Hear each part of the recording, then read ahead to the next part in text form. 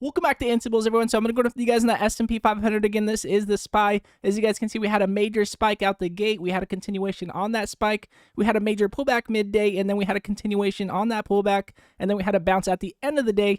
Are we going to be headed higher? Are we going to continue on from here as we are testing a very key support here at 385? Or are we going to continue on lower? I'm going to go over all this with you guys. Now, before I jump into this, if you guys are day traders or you guys are looking for intraday perspective breakouts, I know the market has been very choppy. Most breakouts have been pre-market news and open. We mentioned pre-market news 2.5 hours before market open every single day. Any breakout that is worth looking at throughout the day, go to instables.com in the description below, and only for $15 a month, you guys will never miss a breakout alert today again. So let's jump into this one.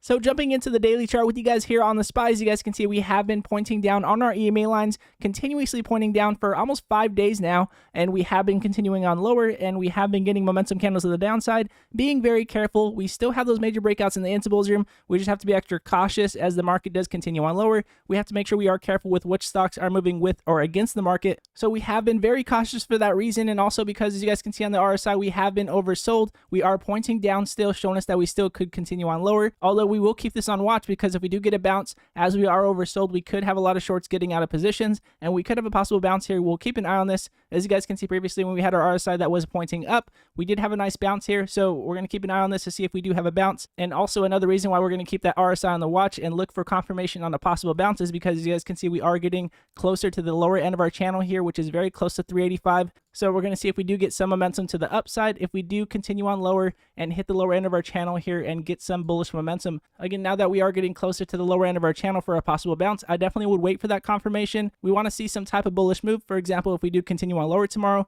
then we could have a possible invert head and shoulder, and that could create a possible bullish move and create a higher high. And leading into the lower end of our channel here, I definitely would be careful. I would not just jump into this looking for a possible bounce. As you guys can see previously, we had bounces as our EMA lines were crossing above our MACD. As you guys can see, our EMA lines are pointing down on the lower end of our MACD, so we could continue on with pressure to the downside. We're going to definitely be careful, but however, we need to keep this on watch as a possible support, and if we do get a bullish pattern, then we're going to definitely be careful playing to the downside at this point. I want to see if we either do continue on below this channel and we do flush below it, or if we do continue to get this support here at 385 and possibly bounce. And looking at our Bollinger Bands here, we do look at our Bollinger Bands as they do represent compression and decompression. As you guys can see, the lower end of our Bollinger Band is pointing down, showing us that we are still decompressing to the downside. However, if we do get this Bollinger Band to start to point up, then that could represent that we are going to possibly look for a bottom here, and I would be looking for a possible bounce at that point if we do get that increase in volume here. So just looking out for that volume, looking for the lower end of our channel to possibly curl up here, and also looking for our EMA lines to possibly curl up, and also the RSI here as we are oversold.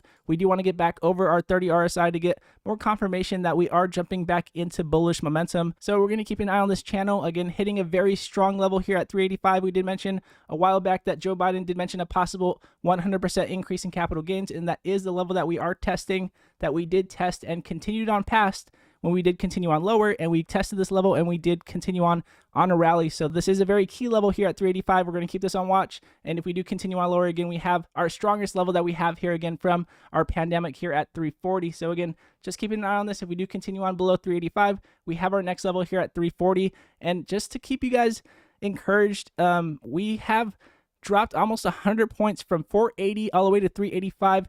That is almost 100 points. We have about 45 points to go to get to our pre-pandemic levels that we had before we did continue on lower, and we did confirm and continued on higher from. So definitely being patient. Just remind yourself how much you've been through this year, and in my opinion, we don't have as much to go further down as we do have a possible bounce coming in soon. Just let the market play out, let the market bounce, let the bullish momentum come, and we will stay patient. Let the plays come to us. And again, either way, intraday will always be there, just more momentum when the market does have better support stability, and we happen to be in momentum to the downside at this point. So just staying patient, staying cautious, and taking what the market gives us. Now, again, with that said, if you guys are day traders or you guys are looking for intraday perspective breakouts, I know the market has been very choppy for swings and longs. Most breakouts have been intraday.